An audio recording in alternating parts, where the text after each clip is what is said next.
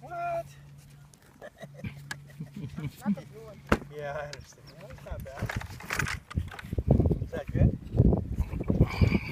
Okay. Getting it laid off again. In other words, what I mean by laid off. Go ahead, grab all your stuff. Go ahead, grab all your stuff.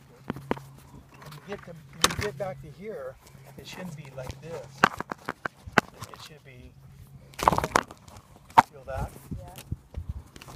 And then when you start your hips, see you get that, see it come this way. When you get too much over here, then it makes you get out of the way. You have to get out of your own way. Yeah. You want just like you're handing it, like I said, you want to make sure that you try to hand it away. Hand it away. Hand it away. And hip, there you go. Okay, go ahead. Is that too high? No, that's all right. Go ahead. Good. Good. Okay. Hamburger. Whoops, a little fast. Huh? Well, the first thing you did was you were wide right here, but then you went like this. You tried to, like we were talking about, is okay. Yeah, look down at the ball. Now you should pull the handle. Pull me and pull it. There you go. Feel that? Feel that? Feel that move right there? Yeah. See, it's not like this. Okay, let's try it. Take it back and try a practice swing. Hit the tee, just try a practice swing. And I want you to do is yank the club narrow. I want you to get narrow by using you fire your hip first. With hip now, hip, start your hip. Good, there you go, good. You don't want to get back here like this and then get the throw. You want to ham and then hip is burger. Yeah, there you go. I want you to get narrow, because if you get narrow, you'll hit good shots. If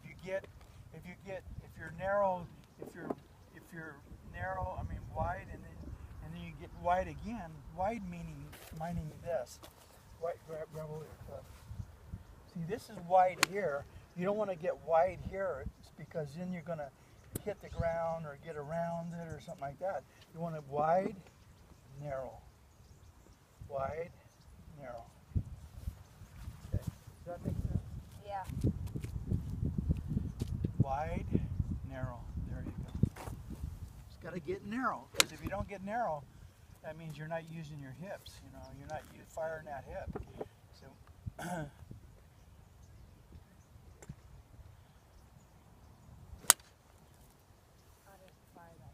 right. A lot of that is because you're too far from the ball. Yeah. Just let your arms hang. Let your arms hang. There you go. Good. That's better. Yeah. Wide. Here.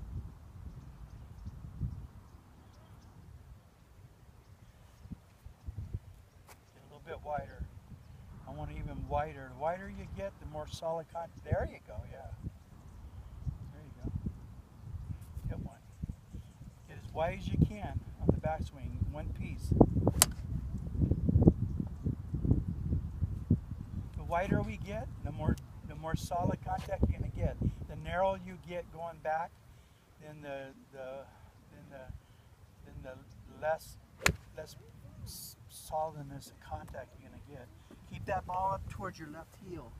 I want this one almost off the toe this time. Yes. Oh, that's good. Left hand is. That looks good.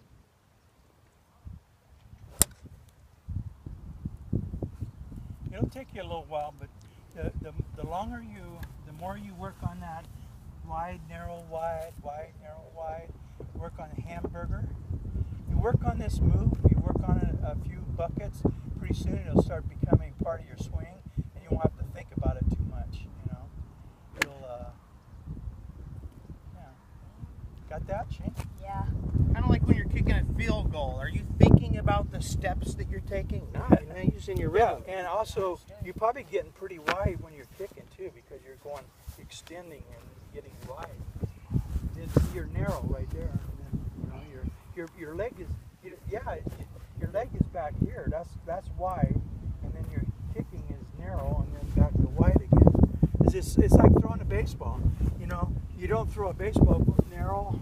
You don't go like this, narrow, narrow, narrow, narrow. You wide, narrow, coming to the ball, and then back wide again. And golf's no different. So when you set up to the ball, if you get a one-piece swing and you get good width to your golf swing, if you're here, this left shoulder is behind the ball, and then once you get to here, then you there's a little bit of a lateral motion because you're using your hips.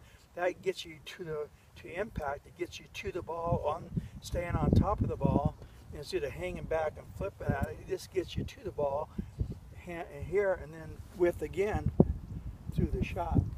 So that's just, if he just does that, if he just starts working on more width, you know, wide, narrow, wide, and he just works on that little routine, that's like, I can't even tell you how, if he just does that, it's amazing the good things start to happen in his golf swing. Well, what do you, so with the junior coming up, my thoughts of teaching him were maybe a little bit restrictive in, like, you know, playing a fade and, you know, playing the consistent shot.